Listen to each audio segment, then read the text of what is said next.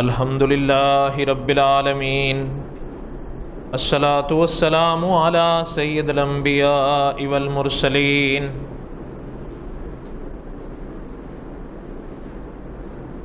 اما بعد، اعوذ باللہ من الشیطان الرجیم، بسم اللہ الرحمن الرحیم۔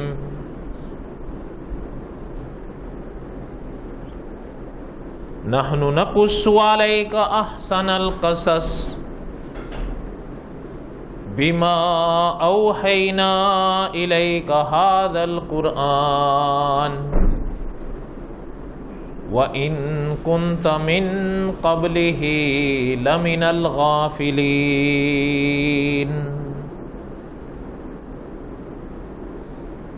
صدق اللہ العظیم وبلغنا رسولہ النبی الکریم ونحن علی ذلک لمن الشاہدین والشاکرین والحمد للہ رب العالمین۔ اللہم صلی علی محمد وعلی آل محمد کما صلیت علی ابراہیم وعلی آل ابراہیم انک حمید مجید۔ اللہم بارک علی محمد وعلی آل محمد کما بارکت علی ابراہیم وعلی آل ابراہیم انک حمید مجید۔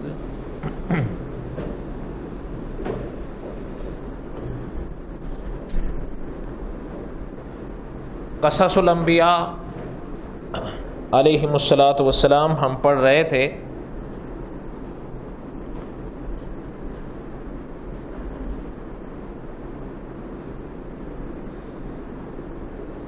حضرت ابراہیم علیہ الصلاۃ والسلام کے واقعات ہم دہرا رہے تھے۔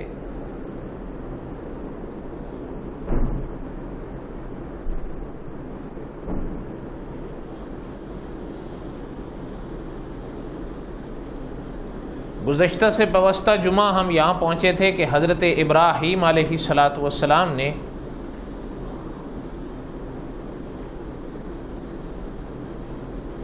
قوم سے کچھ سوال کچھ جواب کیے۔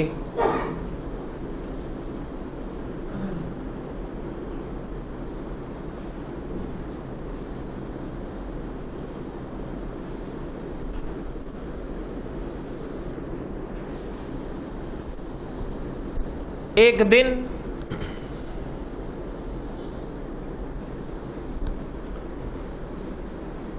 حضرت ابراہیم علیہ الصلاۃ والسلام نے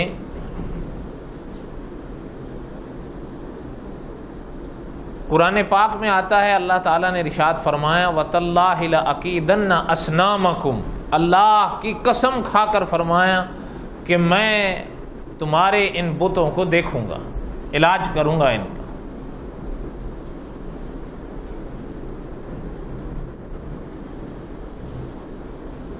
علماء نے لکھا ہے کہ قوم والوں میں سے کسی کے کان میں یہ جملے بہرحال حضرت کے پڑ گئے۔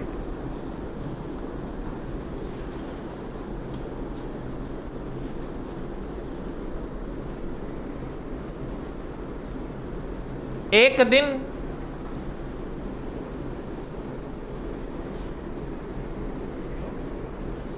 علماء مفسرین نے لکھا ہے کہ قوم والوں کی عید کا ایک دن قریب لگ رہا تھا، جس میں وہ سارے لوگ اکٹھے ہوتے تھے اور نہ جانے کیا کچھ کرتے تھے۔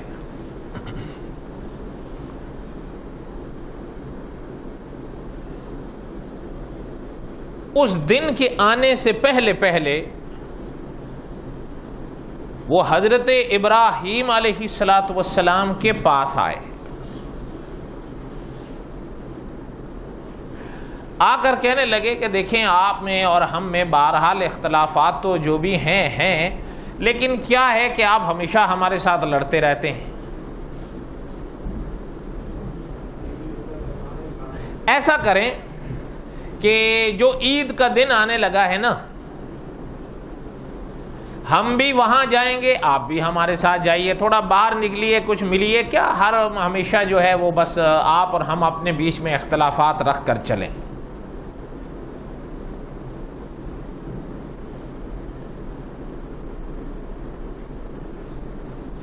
اللہ تعالیٰ نے قرآن پاک میں ارشاد فرمایا فَنَظَرَ نَظْرَةً فِي النُّجُومِ فَقَالَ إِنِّي سَقِيمٌ۔ حضرت ابراہیم علیہ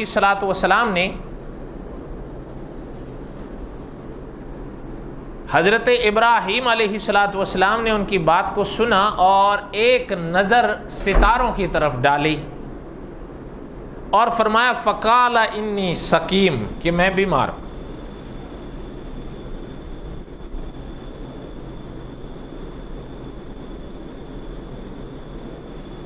شاید پہلے کسی درس میں نے عرض کیا ہو، مجھے صحیح یاد نہیں، غالب گمان کے مطابق تو اشارہ تو میں نے کیا تھا کہ جو بعض کتابوں میں بیان کیا جاتا ہے یا لکھا جاتا ہے، اور خاص کر بخاری شریف میں موجود ہے کہ حضرت ابراہیم علیہ السلام نے 3 جھوٹ بولے ہیں، ثلاثہ کذبات کے الفاظ ملتے ہیں، ان میں پہلا مقام یہی ہے فقال انی سقیم، یہ والا۔ وہ انشاءاللہ جب ہم وہ تینوں مقامات بیان کر لیں گے تو پھر میں انشاءاللہ اس کی وضاحت کروں گا کہ اس حدیث کا معنی کیا ہے۔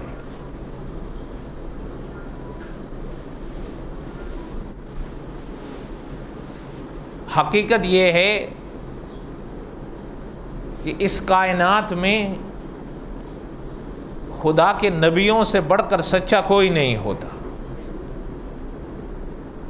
اگر خدا کے نبیوں کی باتوں پر بھی امن نہ رہے تو عقیدہ تو کسی صورت محفوظ نہیں ہو سکتا، اس لیے کہ عقیدہ انسان انبیاء کی تعلیمات سے لیتا ہے۔ اگر خدا نہ کرے انبیاء امن میں نہیں ہیں تو پھر آپ اور ہم عقیدے کو کیسے محفوظ کریں گے، اور اس کے جو قوت ہے عقیدے کی وہ کیسے آئے گی۔ انشاءاللہ اس کی وضاحت آگے آ رہی ہے، ابھی صرف یہ واقعہ سنیں۔ فرمایا فقال انی سقیم، اے ستاروں پر ایک نظر ڈالی اور فرمایا میں بیمار ہوں۔ قوم والے یہ سمجھے کہ ستارے کا کوئی اثر ان پر ہو گیا ہے جس سے یہ بیمار ہو گئے ہیں، اس لیے کہ وہ جو لوگ آئے تھے حضرت ابراہیم کو دعوت دینے وہ اسی عقیدے کے تھے۔ ان کی کچھ تفصیلات ہم نے پہلے پڑھی۔ حضرت ابراہیم علیہ السلام نے، اچھا پہلے ذہن میں ایک بات یاد رکھیں آپ، اس کی تفصیلات تو انشاءاللہ آگے آئیں گی، فقال انی سقیم، لیکن یہ چیز پہلے عقیدے کے لحاظ سے سنتے جائیں۔ خدا کے نبی کبھی بھی ستاروں سے متاثر نہیں ہوتے کہ یہ عقیدہ اپنا لیں یا پڑھا دیں کہ یہ سب کچھ جو ہوتا ہے وہ ستاروں سے ہوتا ہے، یا ستاروں سے کچھ ہوتا ہے، یا ستاروں سے وہ ہوتا نہ۔ اسلام انبیاء علیہم السلام کا مسلک ان چیزوں کی اجازت نہیں دیتا۔ یہ الگ بات ہے کہ پرانے دور میں بھی کچھ لوگ، کچھ اقوام ایسی گزری ہیں جو اپنے عقیدوں کو ستاروں سے وابستہ کرتی تھیں، اور آج جس دور میں آپ اور ہم جی رہے ہیں اس میں بھی، اچھا چلیں باقی کو تو چھوڑیں، جیسے اور کئی اقوام ہیں ان کا تو کیا کہنا، مسلمانوں کا حال دیکھیں آپ، مسلمانوں میں بھی ایسے کتنے لوگ ہیں، مجھ سے بہتر آپ جانتے ہوں گے، جو نجومیوں کے پاس جائیں گے اور ان سے کہیں گے جی ذرا کچھ نکالو، کو کتاب دیکھو، کو ہمارا حال شال بتاؤ، ہیں یا نہیں؟ نہیں ہے۔ لگتا ہے یا تو بالکل تجربہ نہیں ہے آپ کو ایسے لوگوں کا، یا آپ لوگ سچ بولنا نہیں چاہتے، اس لیے کہ عربی کی کہاوت ہے الحق مرن، سچ کڑوا بڑا لگتا ہے۔ اچھا چلتے چلتے میں آپ کو ایک بات چھوٹی سی مکی صاحب کی سناؤں۔ حضرت نے اپنا ایک واقعہ بیان فرمایا جو ان کی کتاب منہاج مسلم کی 2 جلد میں چھپا۔ حضرت فرما رہے تھے ایک دفعہ ہم اپنے علاقے میں گئے تو فرمانے لگے کہ وہاں ہم نے کچھ لوگوں سے سنا کہ پڑوس میں ایک ڈیرا ہے اور وہاں پر ایک مرشد صاحب رہتے ہیں، اور کمال ان کا یہ ہے، ہنر ان کا یہ ہے کہ وہ کسی شخص کی آنکھ پر ہاتھ رکھ دیں تو چند لمحوں کے بعد حضرت محمد الرسول اللہ کی زیارت کرا دیتے ہیں صلی اللہ علیہ وسلم۔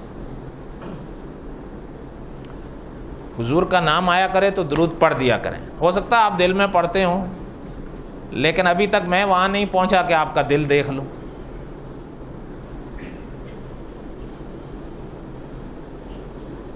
فرماتے ہیں خیر بڑا نام سنا اس کا، کہتے ہیں اتفاق سے ایک دن ہم اس علاقے میں چلے گئے، بہادر خان اور رحیم یار خان کے درمیان میں آتا وہ علاقہ۔ انا للہ و انا الیہ راجعون۔ درود شریف پڑھ لیں، اللہم صلی علی سیدنا و مولانا محمد وعلی آل سیدنا و مولانا محمد وبارک وسلم صلی علیہ۔ فرماتے ہیں کہ میں جب وہاں پر گیا تو کے ساتھ میں ساتھی تھے دو، ہم نے ان سے کہا کہ بھئی آئیے، جب ادھر آئے ہیں تو کیوں نہ ان حضرت سے ملاقات ہی ہو جائے۔ تو کہتے ہیں جو ساتھ میں دوست تھے، ساتھی تھے، انہوں نے کہا بھی حضرت ایسا نہ کریں، اولاً تو پتہ نہیں کیا بات ہے، کیا نہیں، کون ہے وہ صاحب، ہمیں ایک تو یہ پتہ نہیں، پھر دوسری بات یہ ہے کہ آپ ہیں اور یا ہم دو ہیں، کیا پتہ ان کے مریدین اگر کوئی ناراض ہو گئے تو وہ کہتے ہیں نا ہمارا تو پا گوشت بھی ان کو نہیں آئے گا۔ مکی صاحب فرماتے ہیں، میں کہا یار خدا رحم کریں گے، اللہ تعالیٰ کرم فرمائیں گے، بھئی کوئی ایسی بات بھی تو نہیں ہے، کوئی یہ تھوڑا کھا جائیں گے، وہ ان سے کہیں گے بھئی ملنے آئے ہیں، بات کرنی ہے، بات سمجھ آ رہی ہے۔ فرماتے ہیں خیر ہم نے کہا بھئی گاڑی اس طرف کرو، کہتے ہیں ان کے ڈیرے پہ چلے گئے۔ ہم نے خیر جب خانقاہ پر پہنچے، قصہ مختصر یہ فرماتے ہیں جب خانقاہ پر پہنچے تو جب ہم گاڑی سے باہر آئے تو ان کے مریدین بیٹھے تھے، کوئی زنجیروں میں، کوئی سنگلوں میں، کوئی چرس پی رہا ہے، کوئی بھنگ رگڑ رہا ہے۔ کہتے ہیں جب میں نے مریدین دیکھے تو میں نے کہا بھائی پیر تک تو میں پہنچ گیا ہوں۔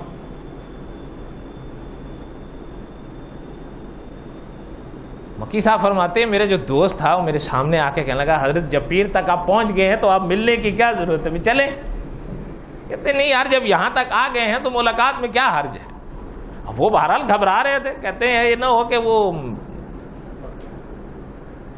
فرماتے ہیں میں نے کہا کہ نہیں آؤ۔ خیر کہتے ہیں جب ہم نے اندر گئے انہوں نے اجازت دی، تو کہتے ہیں جب انہوں نے ہمیں دیکھا تو خیر بہرحال آپ نے مجھ سے بڑھ کر مکی صاحب کو دیکھا ہوگا، وہ تو ماشاءاللہ یعنی ظاہر کے لحاظ سے، باطن کے لحاظ سے اللہ تعالیٰ نے بڑا نوازا انہیں۔ اور یہ بھی بہت بڑی سعادت ہے، نصف صدی سے ایک شخص کعبے کے ساتھ بیٹھ کے درس قرآن حدیث دے رہا، کو مذاق ہے یا نہیں؟ سعادت۔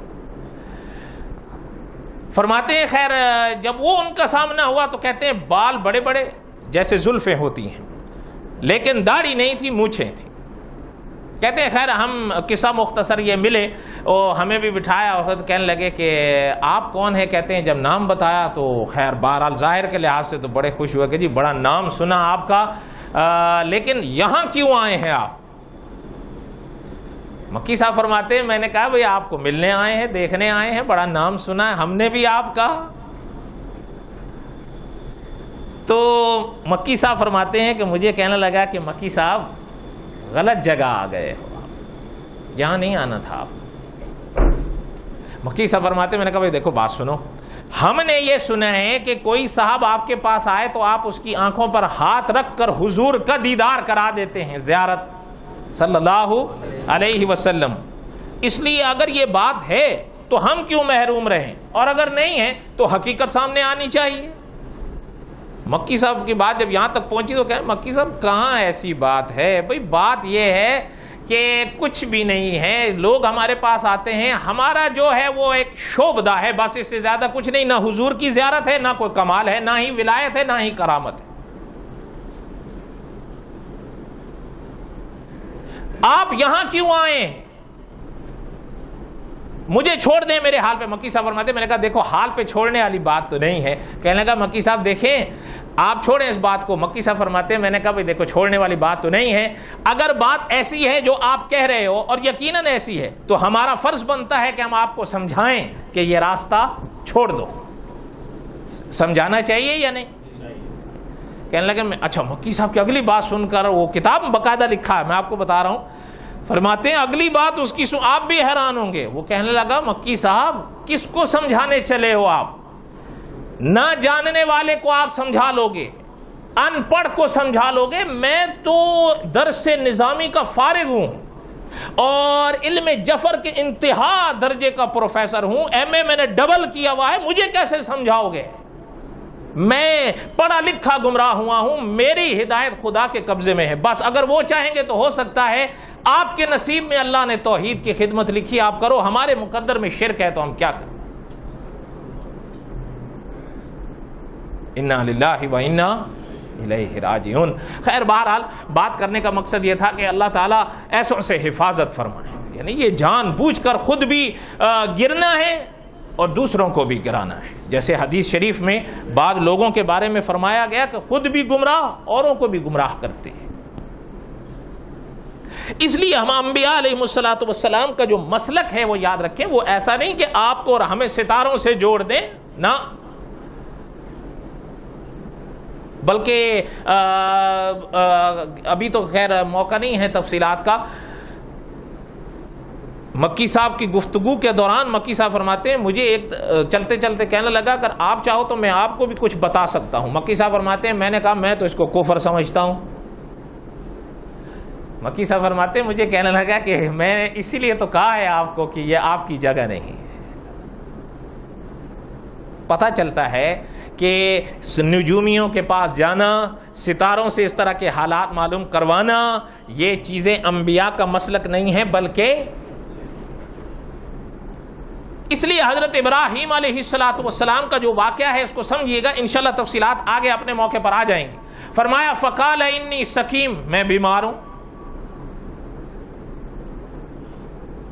اللہ تعالیٰ نے فرمایا فتولوا عنہ مدبرین. حضرت ابراہیم کا یہ جواب سن کر وہ پلٹ گئے,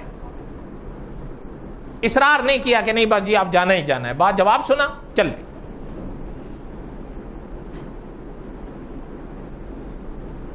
حضرت ابراہیم علیہ السلام, اچھا وہ لوگ تو گئے. اب اللہ تعالیٰ نے کلام پاک میں جو واقعہ بیان فرمایا اس کی تفصیلات علماء مفسرین نے لکھی ہیں. اٹھے, ایک کلہاڑا لیا, مندر کی طرف چل دی. اس کی کچھ تفصیلات ہم نے گزشتہ سے پوستہ درس میں پڑھ دی تھی. جب وہاں آئے وہ کھڑے ہیں, کڑے ہیں, پڑے ہیں. اللہ تعالیٰ نے فرمایا فجعلہم جزازا, ٹکڑے کر دیا ان کو, الا کبیرن, صرف بڑے کو چھوڑ دیا. اور علماء مفسرین نے لکھا ہے جس کلہاڑے سے باقی کو توڑا تھا وہ کلہاڑا بڑے کے سر کا گردن میں ڈال دیا, چلے گئے. اب وہ فارغ ہو کر آئے اپنی عید سے, قوم والے. وہ جب فارغ ہو کر آئے تو اندر جو آ کر دیکھا تو وہ تو سارے ٹوٹے پھوٹے پڑے, کسی کا ہاتھ نہیں, کسی کی گردن نہیں, کسی کے ٹانگیں نہیں, حتیٰ کہ بعض علماء نے لکھا کسی کا ناک نہیں, کسی کے کان نہیں. عجیب حال. آ کر جب دیکھا, اب اللہ تعالیٰ نے کلام پاک میں ارشاد فرمایا, قالو, وہ کہنے لگے, وہ قوم والے, من فعل ھذا بآلہتنا, یہ کون کر گیا ہمارے معبودوں کے ساتھ, انہ لمن الظالمین, بے شک وہ بڑا ظالم ہے. اللہ تعالیٰ معاف فرمائے. اچھا وہ پریشان, اتنے میں ایک قریب آیا, دوسرا قریب آیا. کہنے والوں نے کہا بھئی بات یہ ہے ایک نوجوان کا ہم نے سنا ہے کچھ کہہ رہا تھا ان کو. یاد ہے میں نے ابتدا میں کہا تھا کہ حضرت ابراہیم نے جب قسم کھائی تھی نا تو وہ جملہ کسی نہ کسی کے کان میں پڑ گیا کہ حضرت نے کچھ کہا ضرور ہے. وہ کہنے لگے ہم نے سنا ہے ایک نوجوان کو ان کے بارے میں کچھ کہہ رہا تھا کہ میں ان کا کچھ کروں گا, ہو نہ ہو یہ انہی کا کام ہے. اور ساتھ ہی کہنے لگے یقال لہ ابراہیم، ان کو ابراہیم کہا جاتا ہے. ہاں بلاؤ ان کو، ہم پوچھیں کہ کیا واقعہ یہ انہی کا کام ہے؟ اب ان کو حضرت ابراہیم علیہ السلام کے پیچھے دوڑے. حضرت ابراہیم علیہ السلام کو بہرحال پتا تو تھا کہ آئیں گے تو صحیح. حضرت ابراہیم علیہ السلام کے پاس آئے، آ کر کہنے لگے کہ آپ ہمارے ساتھ چلیے، ہمیں آپ سے کوئی بات کرنی. حضرت ابراہیم علیہ السلام کے پاس سارے اکٹھے ہو گئے. حضرت ابراہیم علیہ السلام نے ان کی طرف دیکھا، وہ حضرت ابراہیم کی طرف دیکھا. اللہ تعالیٰ نے کلام پاک میں فرمایا، کہنے لگے قالو، کہنے لگے انتا، کیا آپ نے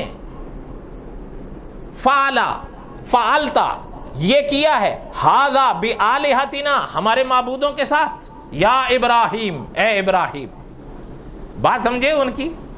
قالو انتا فعلتا ھذا بآلہتنا یا ابراہیم، اے ابراہیم کیا آپ نے کیا ہے یہ ہمارے معبودوں کے ساتھ؟ اب حضرت ابراہیم علیہ السلام نے ارشاد فرمایا، قال بل فعلہ کبیرہم ھذا فاسألوہم ان کانوا ینطقون. میں نے ابتدا میں بتایا تھا حضرت ابراہیم علیہ السلام کے بارے میں 3 باتوں کا ذکر کیا گیا ہے نا. پہلی ہے وہ جو ابتدا میں ہم نے پڑھی، فقال انی سقیم. دوسری یہ ہے کہ حضرت ابراہیم علیہ السلام نے یہاں پر جو فرمایا قال بل فعلہ کبیرہم ھذا، وہ فرماتے ہیں یہ دوسرا ہے. کتنے ہوئے؟ تیسرا ایک اور آئے گا، جب وہ آئے گا انشاءاللہ تو پھر میں اس کا خلاصہ کروں گا.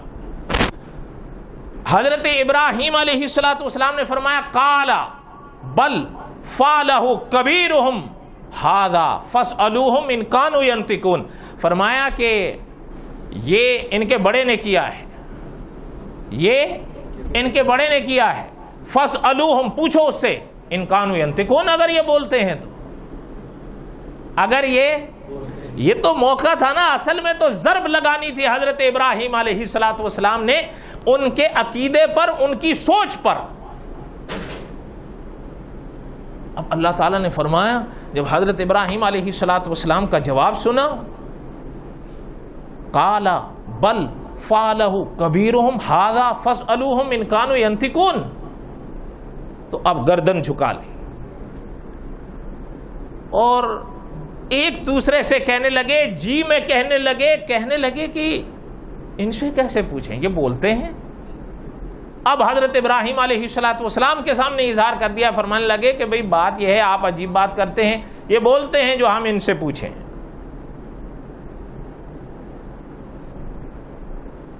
ان کی بات سمجھ آئی یا نہیں سمجھ آئی؟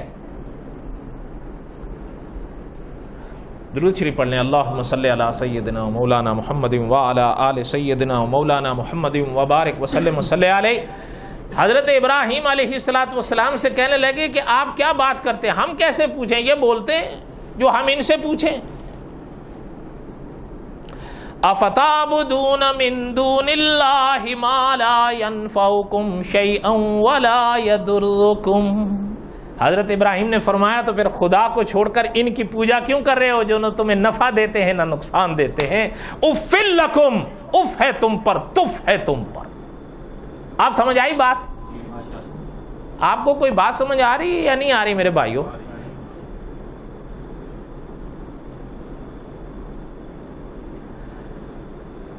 مولانا عبد الرحمن صاحب مظاہری لکھتے ہیں کہ جب یہاں پر آئی بات اور حضرت ابراہیم علیہ السلام نے فرمایا اف لکم، اف ہے تم پر، تف ہے تم پر، کہ پھر ان کی پوجا کیوں کر رہے ہو جو تمہیں یہ بھی نہیں بتا پا رہے اور جو اپنی حفاظت نہیں کر پا رہے وہ تمہارے نفع نقصان کو کیسے حل کر پائیں. ان کی ویسے ایک بات ہے، قصص الانبیاء کا صرف یہ مقصد نہیں ہے کہ میں سن لوں اور آپ سن لیں اور گھر چلے جائیں. کچھ بدلاؤ بھی تو آئے. ہم یہ نہیں کہتے کہ آپ سارے ایسے ہیں، لیکن اس دنیا میں وہ لوگ ضرور ہیں. چلیں دیکھیں، چھوڑیں ہندوؤں کو، وہ تو ہوئے دوسرے کنارے کے لوگ. اچھا جو ہیں یہود و نصارہ وہ تو پڑھے لکھے ہیں نا، یا چلیں ان کو بھی آپ چھوڑ دیں، اپنے مسلمانوں وال دیکھیں. یہ تو وہی بات ہے نا، کرے غیر گربت کی پوجا تو کافر، جو مانے کواکب میں کرشمہ تو کافر، جو ٹھہرائے بیٹا خدا کا تو کافر. مگر مومنوں پر کھلی ہیں یہ سب راہیں، پرستش کریں شوق سے جس کی چاہیں. آپ نہیں مانو گے، آپ تو کہو گے نہیں جی ایسا ہے ہی نہیں. بلکہ آپ نے وہ نہیں سنا بیان مولوی صاحب کا جو کہتے ہیں حضور کی امت کبھی شرک کر ہی نہیں سکتی، اور دعوے کے ساتھ باقاعدہ حدیث پیش کی ہے کہ اس حدیث کی موجودگی میں حضور کی امت شرک نہیں کر سکتی.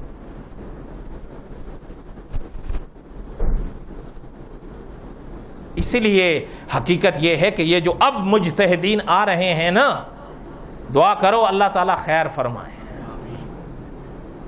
یہ مجتہدین کا کام ہوتا تھا، فقہا کا کام ہوتا تھا، اب میرے جیسوں کا کام ہے. اس لیے یہ گل کھل رہے ہیں، باقی اللہ خیر فرمائے. آپ چلیں آپ نہ مانے، دیکھیں ایک چیز ہے، آپ نے کبھی دیکھا ہوگا جنازے ہم نے بھی پڑھے آپ نے بھی پڑھے، اور پڑھنا چاہیے، ثواب ہے. اور کبھی یہ نہیں سوچنا چاہیے مجھے یا آپ کو کہ اس میت نے کبھی میرے والوں کا جنازہ پڑھا تھا یا نہیں. نہیں، مسلمان سمجھ کے جنازہ پڑھو، ثواب پاؤ گے اخلاص کے ساتھ. اگر کوئی اچھا انسان جس کو ولی کہا جاتا ہے اس دنیا سے گیا، وہ غسل اپنے آپ کو خود دیتے ہیں.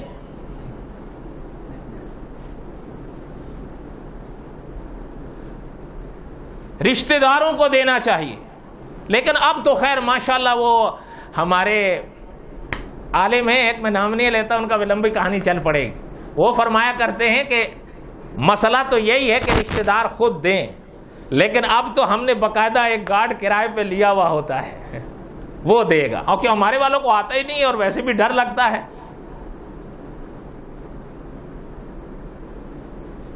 ان کو غسل تو مسلمانوں نے دینا ہے، انہوں نے دیا. کفن دوسروں نے اڑایا، چارپائی پر دوسروں نے لٹایا، اور چارپائی خود چلی جاتی ہے یا دوسرے لے کر جاتے ہیں. حتیٰ کہ برزخ کی دنیا کا یہ جو دروازہ ہے جسے قبر کہتے ہیں، وہاں اس میت کو مسلمان ہی رکھتے ہیں. اس کے بعد مٹی بھی ڈالتے ہیں، اور اس کے بعد اب آپ بولو، اس کے بعد ضرورتیں تو آپ نے ساری پوری کر دیں، اب وہ آپ کی ضرورتیں پوری کریں گے. دیکھو یار مجھے سیدھی باتیں آتی ہیں، مجھے کوئی علمی نکات نہیں آتے. سیدھی دیکھو ایک بات ہے، ہو سکتا ہے آپ کو برا لگے یا وہ لوگ دیکھیں، ایک یہ عین ممکن ہے ایک عالم ایک ولی عربی بولتے ہوں، ان کو انگلش نہ آتی ہو، ہے یا نہیں؟ وہ بولو تو صحیح. اور عین ممکن ہے کہ ان کو اردو نہ آتی ہو. ہم نے کعبے کے بہت بڑے امام دیکھے، آپ نے ہماری موجودگی میں دیکھے تھے، یہاں آئے تھے، عربی، وہ خود عربی تھے، عربی بولتے تھے، لیکن اردو تو نہیں بول سکتے تھے، ہے یا نہیں؟ اچھا کعبے کے امام سے بڑا ولی آپ بتاؤ. اچھا پھر آپ خود بتائیں کہ عین ممکن ہے کہ ایک صاحب ولی ہوں، اس لیے کہ ولایت کا دروازہ تو ہمیشہ کھلا ہے، نبوت کا دروازہ حضور پر بند ہوا ہے صلی اللہ علیہ وسلم. لیکن آپ خود دل لگتی ہے ایک بات کہیں، عین ممکن ہے کہ وہ فارسی جانے وہ عربی نہ جانے. عین ممکن ہے کہ کوئی ولی ہو وہ فارسی جانے لیکن انگلش نہ جانے. عین ممکن ہے کہ کوئی ولی ایسا ہو ان کی زبان اردو ہو، پنجابی ہو، لیکن وہ فارسی یا چائنیز نہ جانے، ہے یا نہیں؟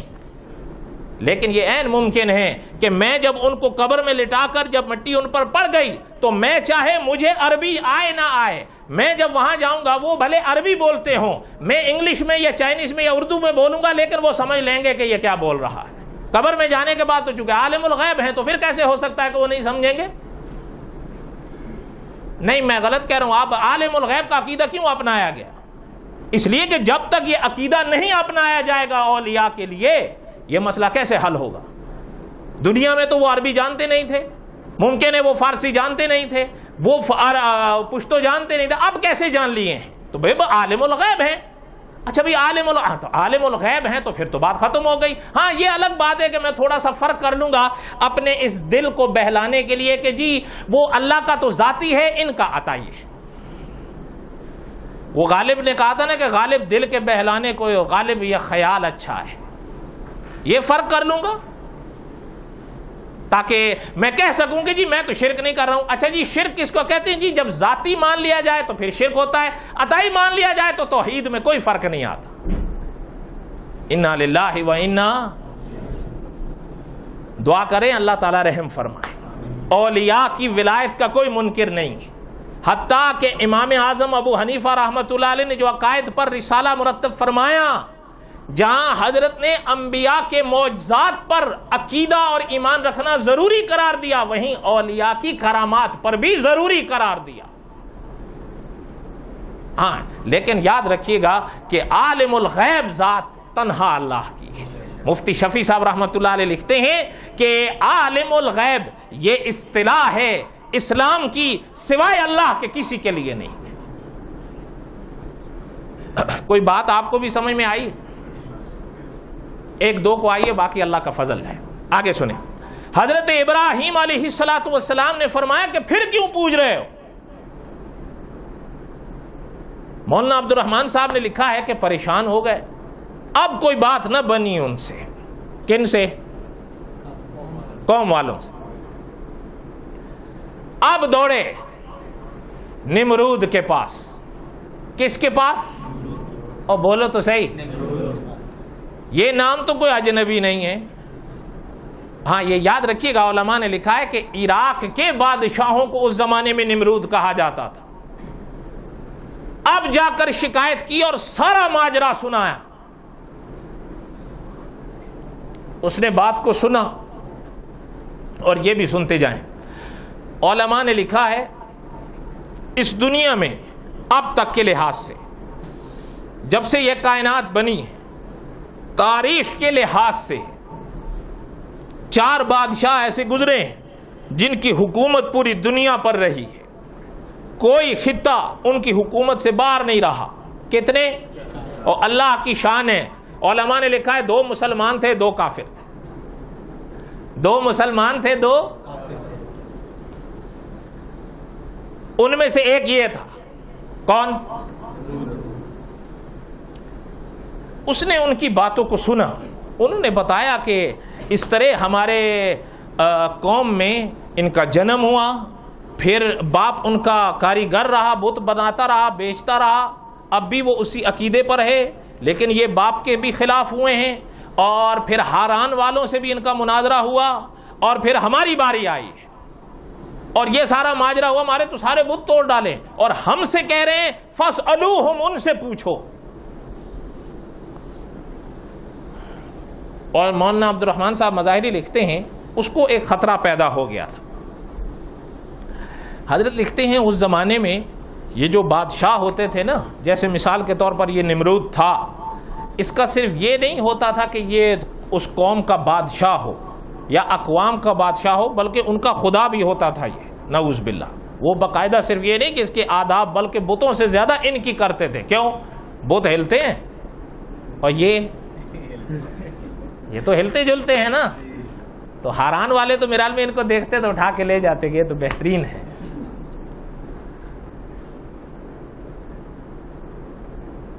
اب وہ اس کو خطرہ یہ پیدا ہوا کہ جب ایسی بات ہے تو یہ آدمی تو ہمارے لیے بھی خطرناک ہے، ممکن ہے کہ یہ ہمارے سامنے بھی آئیں اور ان کی کوئی نہ کوئی بات ہماری حکومت کے خلاف آئے، کہیں ایسا نہ ہو کہ ہمارا تختہ ہی چلا جائے، تخت ہی چلا جائے۔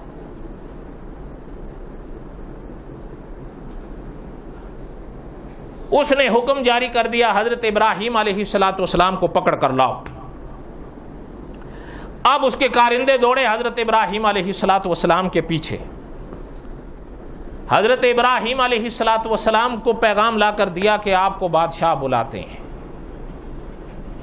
حضرت ابراہیم علیہ السلام وہاں تو گئے تھے کہ اب یہ قصہ تو ہوگا، اس لیے اب پہلے باپ سے مناظرہ ہوا، پھر قوم سے ہوا، اب یہ بادشاہ کا مرحلہ آیا ہے۔ بات سمجھ آئی ہے آپ کو؟